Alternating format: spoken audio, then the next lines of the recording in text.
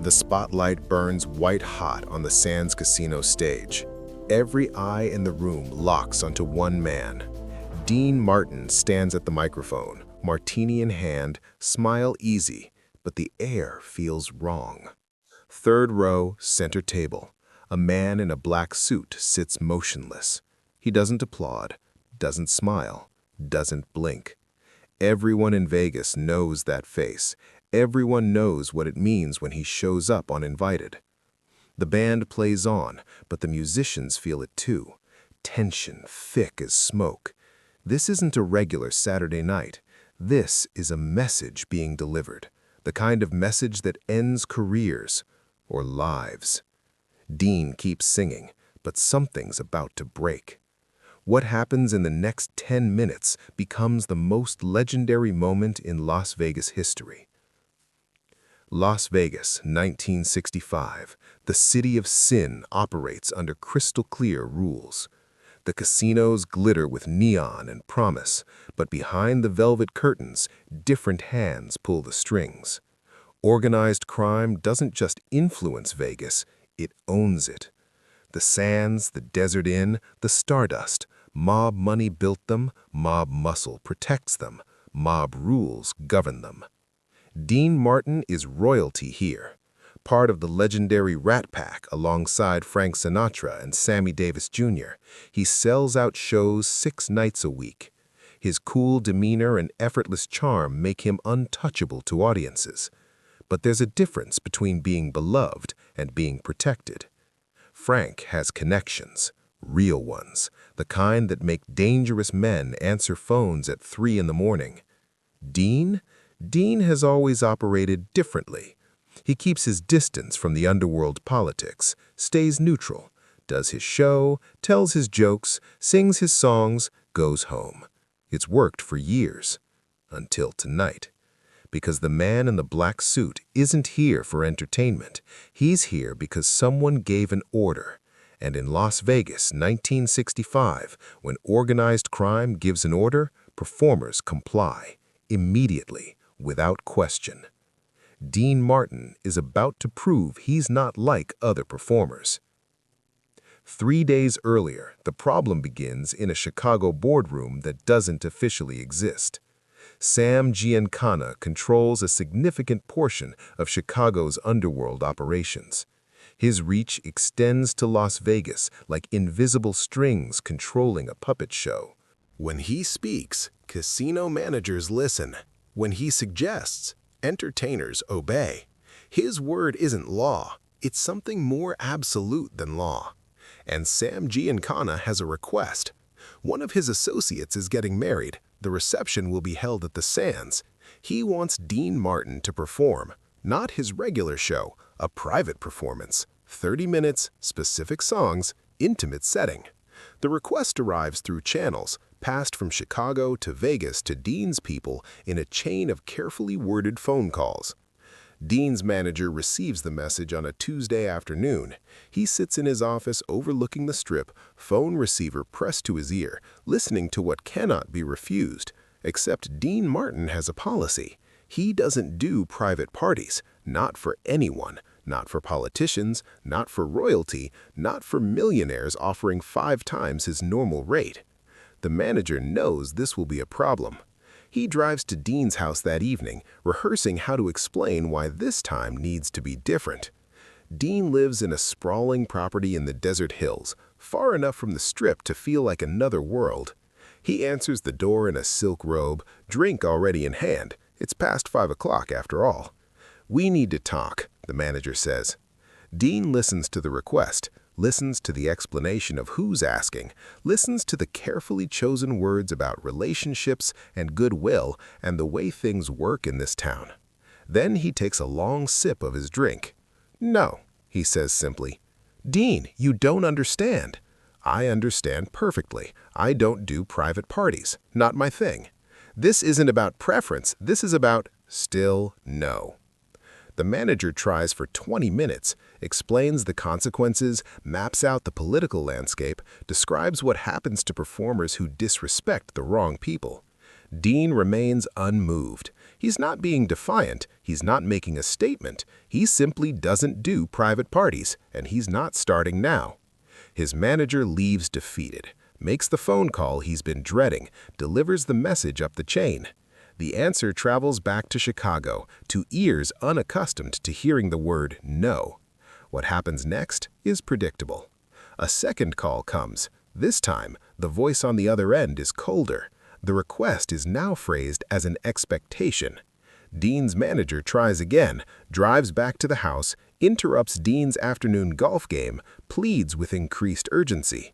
Dean's answer doesn't change. Back in Chicago, patience runs out. If Dean Martin won't come to the wedding, then someone needs to remind him how Las Vegas works. Not with violence, too public, too messy, would draw federal attention. Something subtler, something that sends a message without saying a word. On Friday night, during Dean's regular 10 p.m. show at the Sands, a man in a black suit will sit third row center. He won't applaud, won't smile, won't order drinks. He'll simply sit there, expressionless for the entire performance. Every performer in Vegas knows what this means.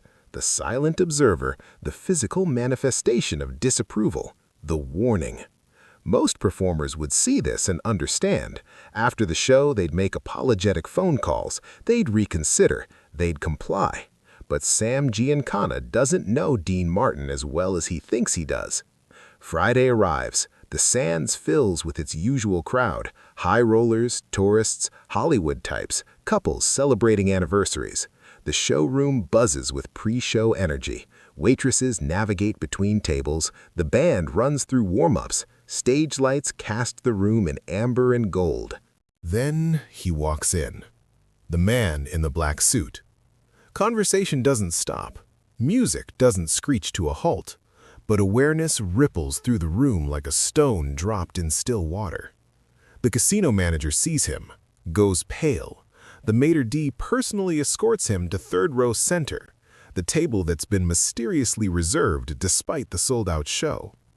Dealers at nearby tables grip their cards a little tighter. And backstage, someone tells Dean Martin that he has a special guest tonight. Act 2. The Confrontation. Dean stands in his dressing room, adjusting his bow tie in the mirror. His valet hovers nearby, face tense with worry. "Mr. Martin, perhaps tonight you could what? Acknowledge the guest, show respect, maybe dedicate a song." Dean turns from the mirror. His expression remains neutral, but something in his eyes makes the valet stop talking. "I'm going to do my show," Dean says quietly. "Same show I do every Friday night. That all right with you?" The valet nods mutely.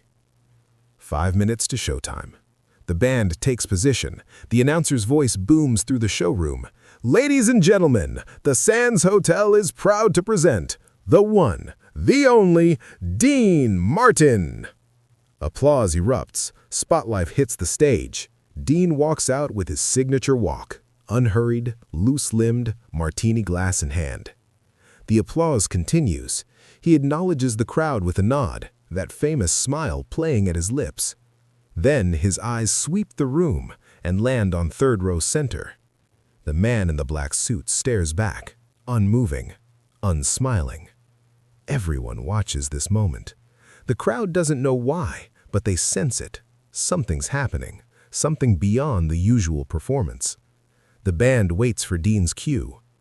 Dean takes a slow sip of his drink, lets the silence stretch for just a beat longer than comfortable. Then he speaks. "Ladies and gentlemen, we got a full house tonight. I mean really full. Even got some folks here who forgot to smile. Don't worry, pal. Show's funny enough for everyone." Nervous laughter ripples through the audience. The man in the black suit doesn't react. Dean launches into his opening number. Everybody loves somebody. His voice carries that effortless warmth that's made him famous. But veterans in the crowd notice something different tonight. Dean's timing is sharper, his presence more commanding. He's not just performing, he's claiming territory. Halfway through the song, he stops. Just stops singing, mid-verse. The band continues for a few confused measures, then cuts out. Silence drops over the showroom like a curtain. 2,000 people hold their breath. Dean walks to the edge of the stage, looks directly at third row center. The spotlight follows him, which means it illuminates the man in the black suit, too.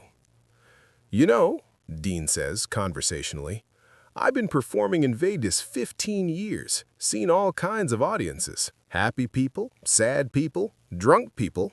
Hell, I'm usually one of them." Laughter breaks the tension slightly. "But every once in a while," Dean continues, "you get someone who sits there like they're attending a funeral. Makes you wonder why they bought a ticket." The man in the black suit's jaw tightens. It's the first reaction he's shown all night. Dean's manager stands at the back of the showroom, heart pounding so hard he can feel it in his temples. This is career suicide. This is worse than career suicide. He wants to run backstage, pull Dean off, apologize to everyone. But he's frozen. Dean takes another sip of his drink. The ice clinks in the glass, audible in the silence. "Here's the thing," Dean says, and now his voice drops lower, more serious.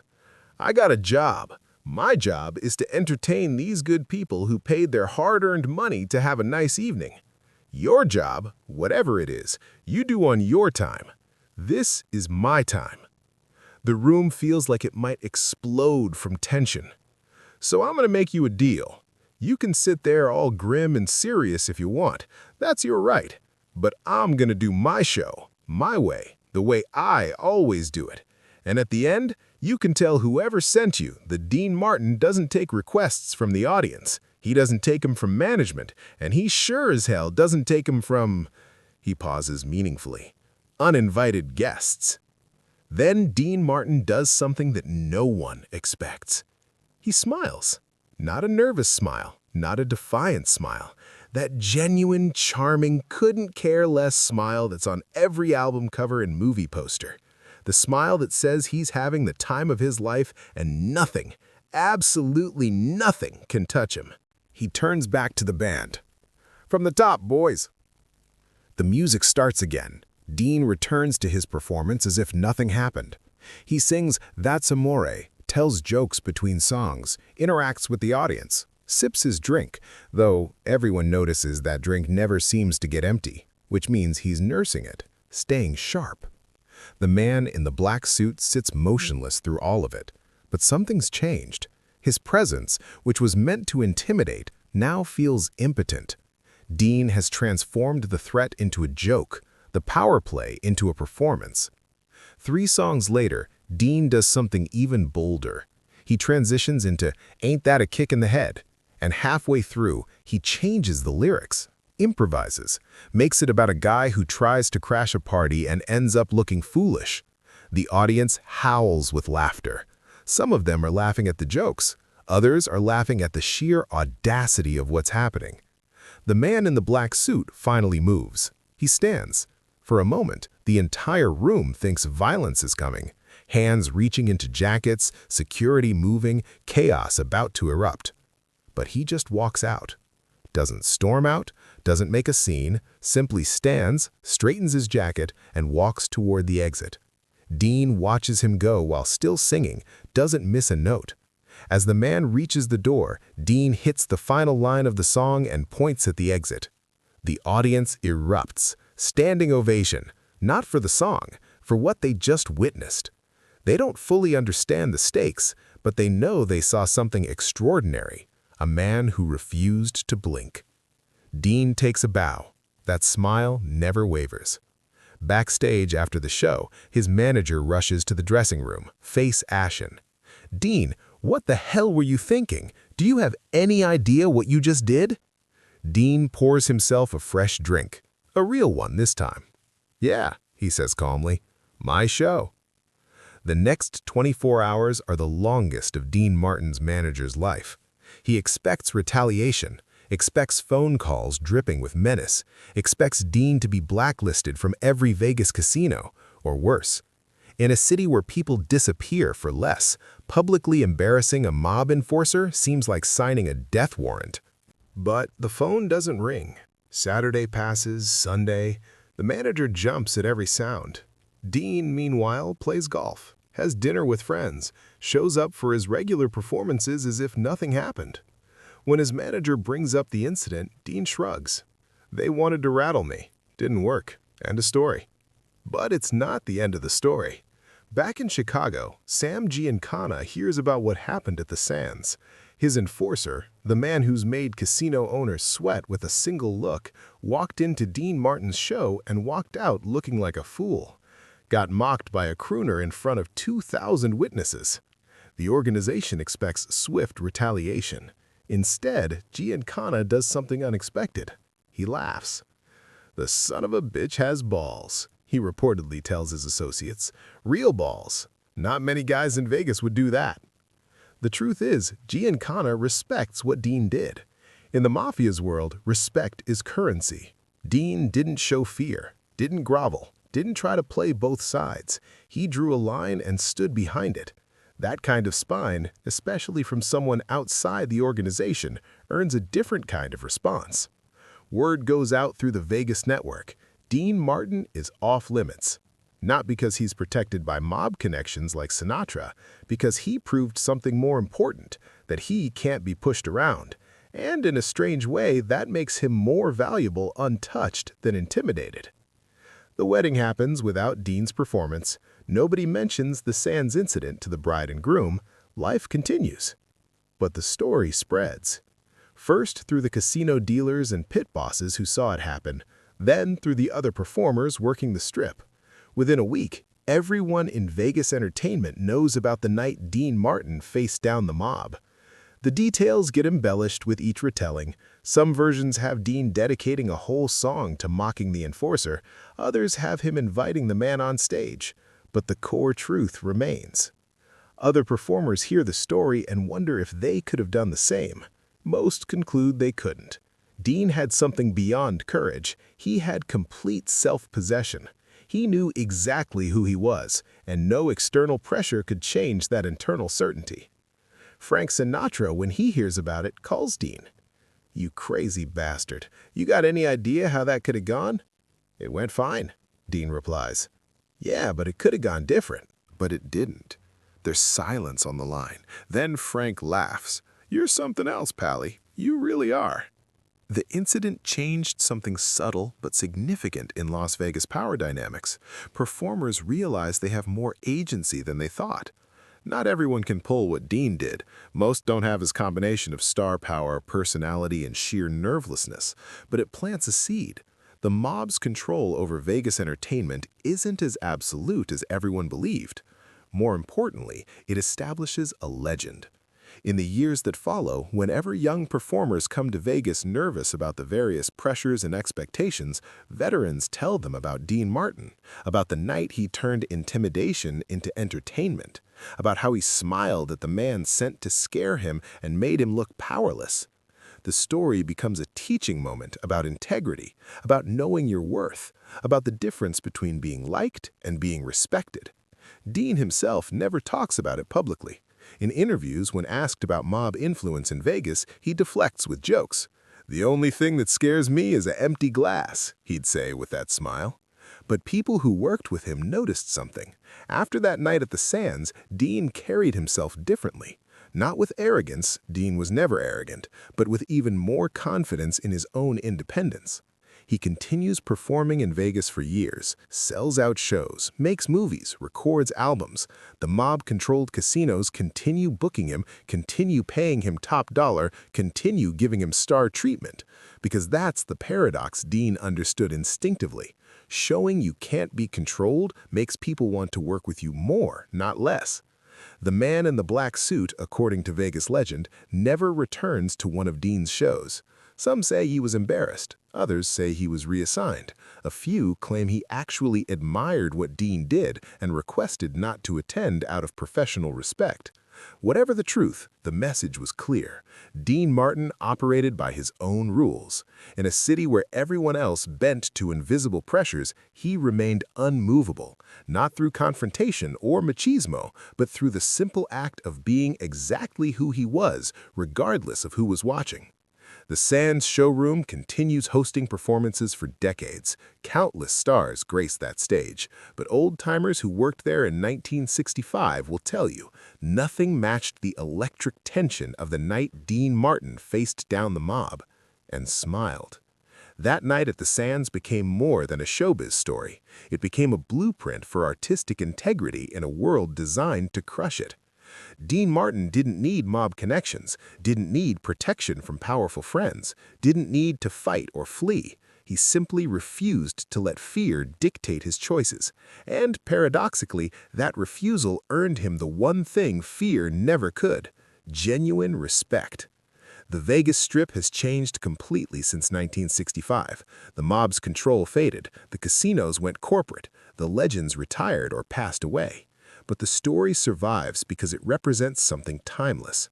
The moment when courage wasn't about confrontation, but about simply being yourself when everyone expected you to flinch. The Mafia expected fear. Dean Martin gave them a smile and a song, and Vegas never forgot the difference between compliance and conviction. That's amore.